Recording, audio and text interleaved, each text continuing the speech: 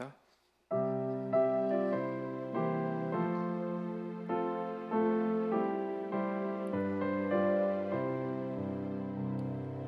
주 예수 크신 사랑 늘 말해주시오.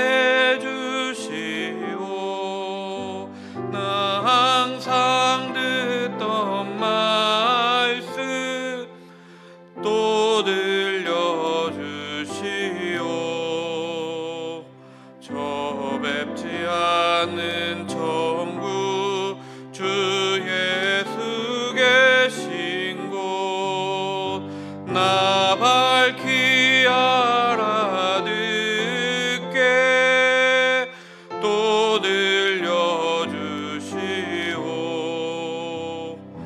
나 항상 듣던 말씀 나 항상 듣던 말씀 주 예수 크신 사랑 또 들려주시오.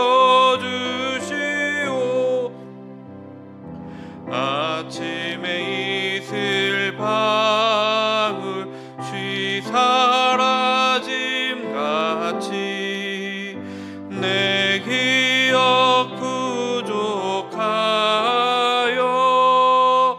늘 잊기 쉬우니 좀 알아듣기 쉽게 늘 말해주시오. 날 구속하신 사랑 또 들려주시오. 나 항상 듣던 말씀 나 항상 듣던 말씀 주 예수 크신 사랑 또 들려주시오. 주 예수 나를 위해 이 세상 오셔서 구속하시는 예 말하여 주시오. 나 같은 사람 위해 주 보혈을 흘렸네. 이 복스러운 말씀 또 들려주시오. 나 항상 듣던 말씀 나 항상 듣던 말씀 주 예수 크신 사랑 또 들려주시오. 이 세상 헛된 영화 날 미혹할 때에 주 예수 크신 사랑 늘 들려주시오. 천국의 빛난 영광 내 눈에 비칠 때 주 예수 크신 사랑 또 들려주시오. 나 항상 듣던 말씀 나 항상 듣던 말씀 주 예수 크신 사랑 또 들려주시오.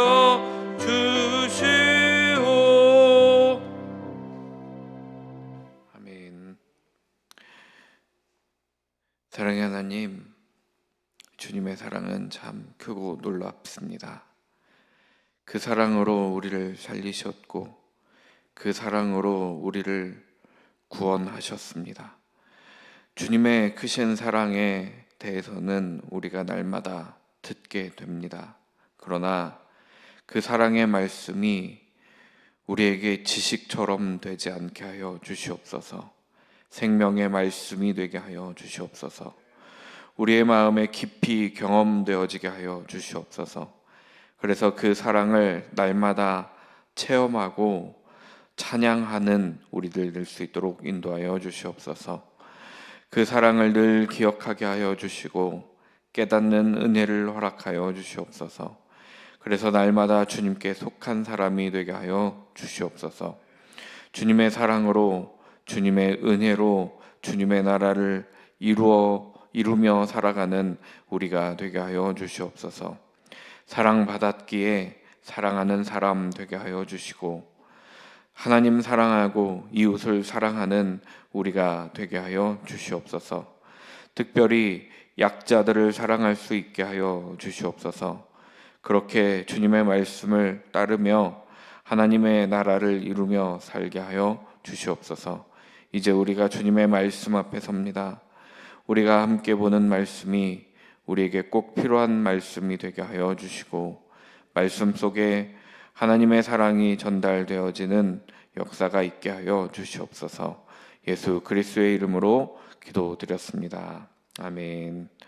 오늘 저희에게 허락하신 말씀은 베드로후서 1장 12절부터 21절까지 말씀입니다. 베드로후서 1장 12절부터 21절까지 말씀 우리 한 목소리로 읽겠습니다. 그러므로 너희가 이것을 알고 이미 있는 진리에 서 있으나 내가 항상 너희에게 생각나게 하려 하노라. 내가 이 장막에 있을 동안에 너희를 일깨워 생각나게 함이 옳은 줄로 여기노니 이는 우리 주 예수 그리스도께서 내게 지시하신 것 같이 나도 나의 장막을 벗어날 것이 임박한 줄을 알미라. 내가 힘써 너희로 하여금 내가 떠난 후에라도 어느 때나 이런 것을 생각나게 하려 하노라. 우리 주 예수 그리스도의 능력과 강림하심을 너희에게 알게 한 것이 교묘히 만든 이야기를 따르는 것이 아니요 우리는 그의 크신 위엄을 친히 본 자라.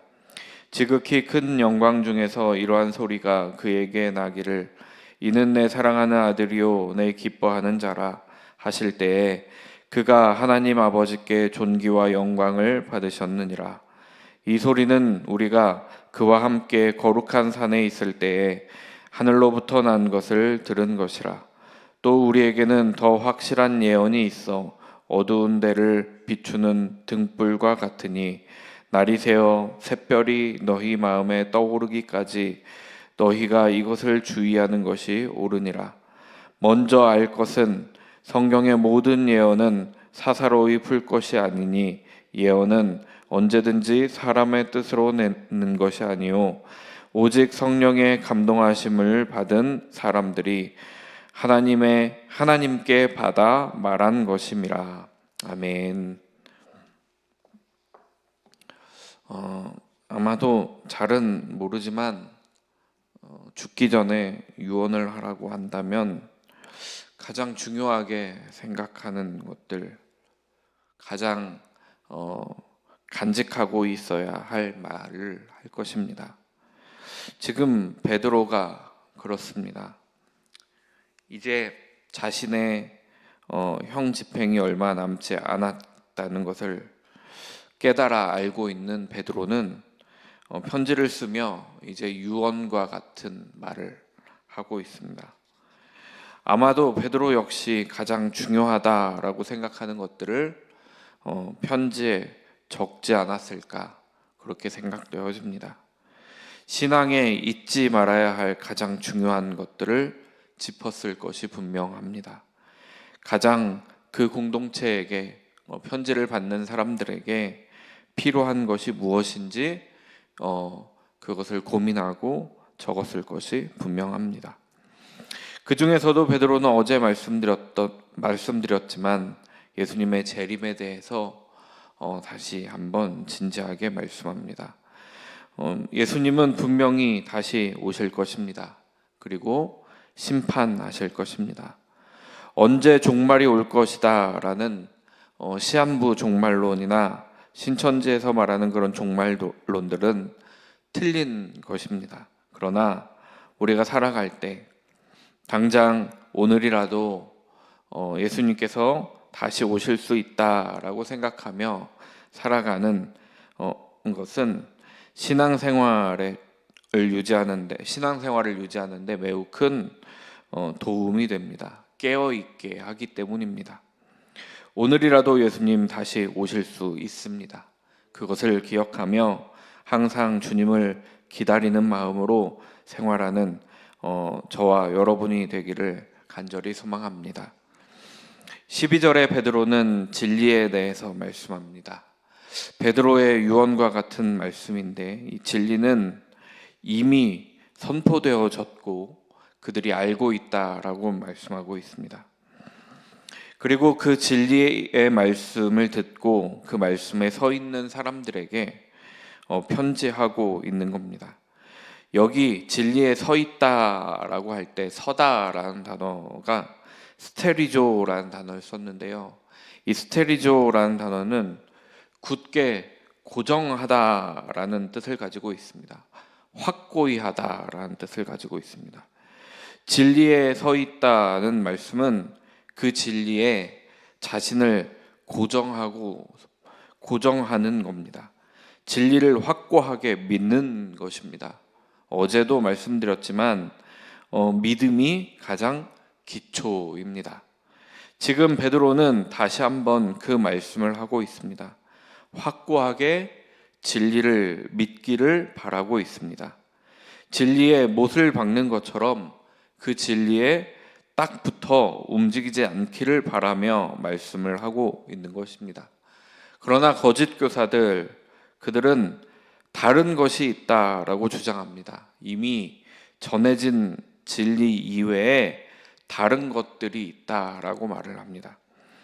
새로운 것들이 있다라고 말을 하지만 베드로는 새로운 것이 아니라 이미 알고 있는 진리가 전부다라는 말을 하고 있는 겁니다. 진리는 선포되었고 다른 것은 진리가 될 수 없습니다. 그 진리를 베드로는 다시 생각나게 하고 있습니다. 그것이 바로 편지의 목적입니다. 유언과 같은 편지이기에 중요한 것을 말씀하고 있는 겁니다. 하려 하노라라는 멜로라는 단어를 썼는데요. 이 단어는 의도하다라는 뜻을 가지고 있는 겁니다. 그러니까 편지의 의도가 지금 베드로가 말하고 있는 그 의도가 무엇이냐면 생각나게 하기 위함이라는 것입니다. 진리를 다시 생각나게 하는 것.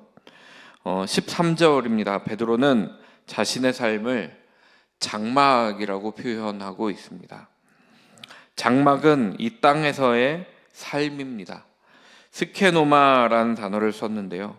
야영이라는 뜻을 가지고 있습니다. 성막이라는 뜻도 가지고 있지만 여기서는 야영이라는 뜻이 더 맞는 것 같습니다. 그래서 영어 성경들을 보면 얼스라고 지구라는 뜻으로 번역한 성경들도 있고요. 그러니까 이 땅을 말하는 것이죠. 그리고 새번역 성경을 보면 육신의 장막이라고 표현을 하고 있습니다. 그러니까 살아있을 동안을 말씀하고 있는 겁니다. 베드로는 이 땅에서의 생을 장막이라고 표현하며 영원히 거할 집이 아니라는 것을 드러내고 있습니다. 영원한 집은 하나님의 나라이고 천국입니다. 이 세상에서의 삶은 영원한 곳이 아니라 잠깐 장막을 치고 살아가는 곳이다라고 생각을 하고 있는 것입니다. 자신의 생이 얼마 남지 않았지만 그 남은 생 동안 할 일이 있다라는 겁니다. 그것은 무엇이냐면 너희를 일깨워 생각나게 함이 옳은 줄 여긴다라고 말씀하고 있습니다. 살아있는 동안, 이 땅에 잠시 살아가는 동안 그리스도인들에게 일깨워 생각나게 하는 것이 바울에게 할 일이었습니다. 바울이 아니라 베드로에게 할 일이었습니다.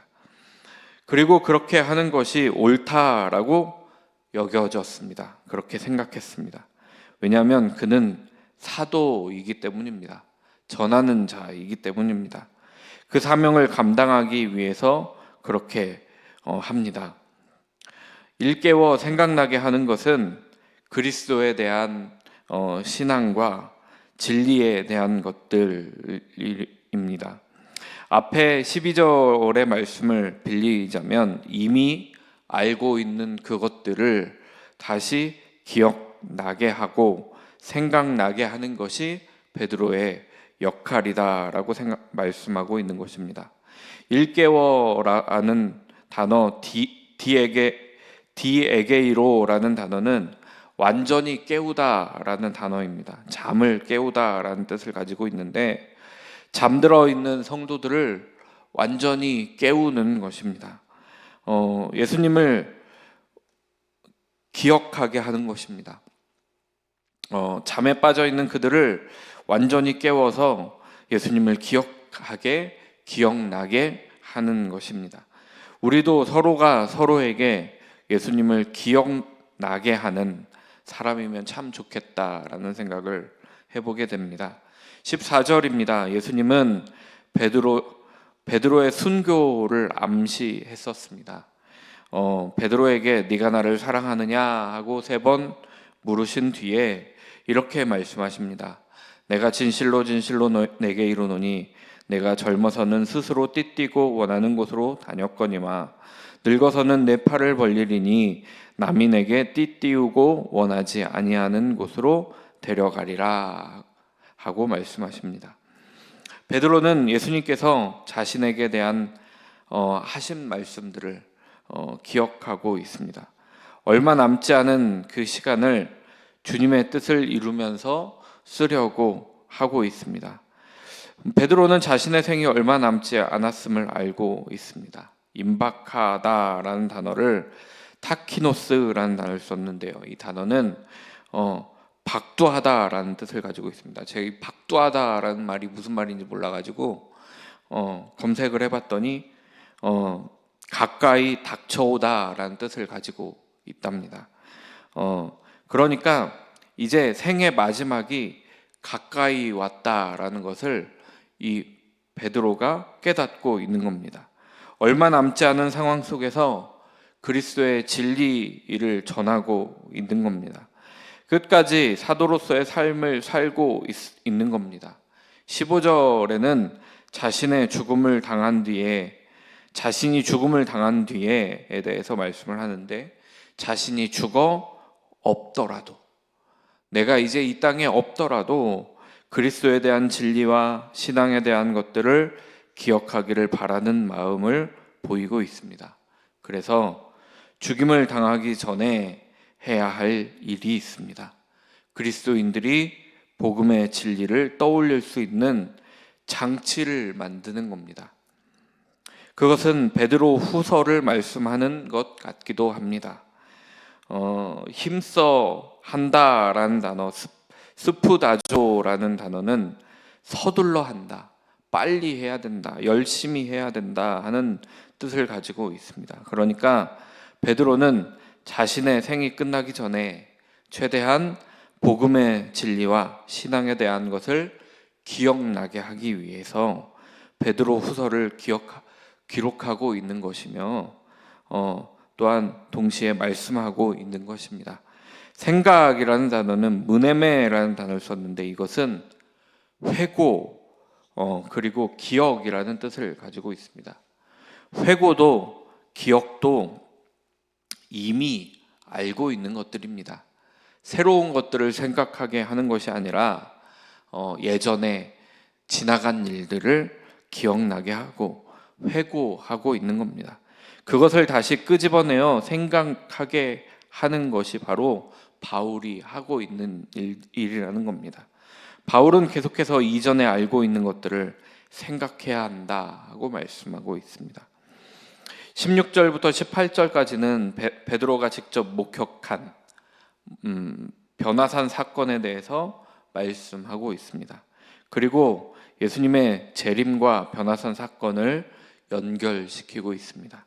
16절에 교묘히 만든 이야기라는 말은 교묘하게 꾸며진, 그러니까 인간으로부터 지어진 신화들이라는 말입니다. 인간이 만들어낸 신화가 아니라는 겁니다. 존재하지 않는데 존재하는 것처럼 만들어낸 이야기인 신화가 아니라 실제 일어났던 일이다라는 말씀을 하고 있습니다. 베드로는 예수 그리스도의 능력과 강림하심이라는 말로 예수님의 재림에 대해서 말씀합니다. 베드로는 강림을 파루시아라는 단어를 썼는데요. 제가 말씀을 준비하면서 이런저런 주석책을 보다가 보니까 이 파루시아라는 단어가 파라라는 단어와 우시아라는 단어를 합쳐서 만들었다라고 합니다. 이 파라라는 단어는 가까이에 함께라는 뜻을 가지고 있는데 또 우시아라는 단어는 있다라는 뜻을 가지고 있습니다. 있다라는 에이미라는 단어의 여성 분사에서 온 말이라고 합니다. 그래서 함께 있다, 가까이에 있다라는 뜻을 가지고 있는 단어입니다. 우리 주님은 시간의 틈을 내셔서 우리에게 오시는 분이십니다. 현재에도 성령의 모습으로 오시고 또 미래에도 재림의 주로 오시는 것입니다. 특별히 여기서는 재림에 대한 말씀을 하고 있습니다. 왜냐하면 거짓 교사들과 이단자들이 예수님의 재림을 부정하기 때문입니다. 오시지 않을 거다라고 말하기 때문입니다. 예수님께서 다시 강림하시는 것이 바로 그리스도의 능력입니다. 베드로는 그의 크신 위엄을 친히 보았다라고 말씀합니다. 크신 위엄은 변화산에서의 영광스러운 모습으로 변하신 그 모습을 보았다라는 것입니다. 예수님의 생애에서 가장 신비한 경험 중 하나가 바로 이 변화산에서의 경험일 것입니다. 이것들은 앞에서 말씀드렸던 것처럼 사람이 만들어낸 신화가 아닙니다. 17절에서 계속 변화산 사건의 경험에 대해서 말씀하는데 변화산에 올라갔을 때였습니다. 그때를 지극히 큰 영광 중에라고 표현을 합니다. 이 지극히 크다라는 단어, 메갈로 프레페스라는 단어를 썼는데 웅장하고 위대하다라는 뜻을 가지고 있습니다. 거기에 독사, 영광이라는 단어를 함께 사용하면서 이 영광스러운 웅장하고 위대한 영광이라는 뜻을 가지고 있는데 이것을 하나님의 크신 영광을 뜻하고 있는 것입니다. 그 크신 영광 중에서, 그러니까 하나님의 영광 중에서 소리가 나고 있습니다. 그 소리가 무엇이냐면 이는 내 사랑하는 아들이요 내 기뻐하는 자다는 말씀입니다. 예수님은 하나님의 아들이십니다. 왕으로 오셨습니다. 로마의 황제가 자신을 신의 아들이라고 말하는 것과 비교되는 말씀입니다. 그러나 우리 예수님은 진정한 하나님의 아들이십니다. 그때 그리스도께서 하나님 아버지께 존귀와 영광을 받으셨다라고 베드로는 말씀하고 있습니다. 이 말씀은 아무래도 예수님께서 영광스러운 모습으로 변화되신 임을 말씀하고 있는 것이 아닌가 싶습니다. 빛이 나고 옷이 하얗게 되는 변했던 그런 경험을 말씀합니다. 그것이 곧 하나님께서 예수님께 존귀와 영광을 주셨다라고 베드로는 해석을 하고 있습니다. 변화산에서의 경험은 잠깐의 시간 동안 영광스러운 모습이 되셨었으나 이제 다시 오실 때에는 영원한 하나님 나라를 다스리기 위해서 오시기 때문에 그때에도 이런 영광스러운 모습으로 다시 오실 것이라는 것을 말씀하고 있는 것입니다. 18절에서는 변화산을 거룩한 산이다라고 표현을 하고 있습니다. 베드로는 우리라는 단어를 의도적으로 사용하면서 베드로 혼자서 본 것이 아니다라고 의도적으로 드러내어 보이고 있습니다. 베드로 혼자서 본 것이 아니라 야고보와 요한이 함께 보았다라는 말씀을 하고 있습니다. 그래서 그 당시에 히브리 민족들에게 증인의 역할을 감당할 수 있는 인원들 2명이나 3명을 표현하고 있는 것입니다. 3명 모두 다 하늘로부터 들려오던 그 소리를 들었습니다. 그렇게 변화산의 사건은 어떤 사람이 만들어낸 신화가 아니라 실제로 있었던 사건임을 말씀하고 있습니다. 그리고 예수님의 재림도 그럴 것이다 하고 말씀하고 있는 것입니다. 19절부터 21절까지 말씀은 예언에 대해서 말씀합니다. 구약의 예언이 예수 그리스도에 대해서 하시는 예언이다라고 말씀하기 위한 것이고, 또 재림에 대해서 말씀하는 것이다라는 것입니다. 자신들의 경험과 동시에 예언이 있었음을 말씀하고 있습니다. 예언자들은 하나님의 말씀을 대언하는 사람들입니다. 그러니까 그들이 거짓을 말하거나 하지 않는다라는 말씀을 하고 있습니다.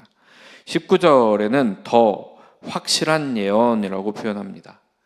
이 더 확실한 예언이라는 말은 비교급이지만 최상급처럼 쓰이고 있습니다. 그래서 그 어떤 말보다 바른 예언이 믿을 만한 말이 바로 이 예언이라는 것입니다. 세상의 어떤 것보다 더 확실한 말씀이라는 것입니다. 어두운 데를 비추는 등불이 있으면 그 등불을 통해 다른 어떤 것들을 보게 됩니다. 어두워서 보이지 않던 것들을 보게 됩니다. 어둠 속에 있었던 다른 것들을 보게 됩니다. 예언이 그런 역할을 한다 하고 말씀하고 있는 겁니다. 예언을 통해서 보이지 않던 다른 것들을 보게 됩니다. 그것은 하나님께서 우리에게 듣게 하고자 하시는 것들입니다. 예언을 통하여 하나님께서 하시는 말씀을 듣게 되는 겁니다. 예언은 메시아 그리스도를 예언했습니다. 구약 시대에 기대했던 그리스도를 예언했습니다. 그러나 그 예언이 예수님 이후의 시대에서는 예수님의 재림을 또 예언하고 있는 겁니다. 어둠 속에 보이지 않는 것을 보이게 하는 등불처럼 예언은 잘 보이지 않는 예수님의 재림을 바라보게 한다 하는 말씀입니다. 날이 샜다라고 말씀합니다. 이 날은 예수님의 재림하시는 날을 표현하는 것입니다. 통상적으로 우리가 새벽을 생각을 해보면 샛별이 보이고 그 다음에 날이 셉니다. 그러니까 아침이 됩니다. 그러나 여기서는 반대로 말씀합니다. 날이 새고 샛별이 떠오른다라고 말씀하고 있는 겁니다. 그러니까 완전히 새로운 날이 되었다라는 의미입니다. 매일 새로운 날이긴 하지만 그런 새로운 날이 아니라 완전한 새 창조가 일어났다라는 말씀입니다. 완전한 새로운 날, 그래서 샛별을 보게 되는 날이 샜다라는 겁니다. 여기서 샛별은 예수 그리스도를 의미하는 것입니다. 그러니까 재림하시는 날이 되어 샛별과 같은 예수님께서 이 땅에 다시 오심을 보게 될 것이다 하는 말씀입니다. 다시 오심을 표현하고 있습니다. 그러니까 예언을 통하여 재림의 날을 보게 될 것이니 예언에 집중하고 주목해야 한다라고 말씀하고 있습니다.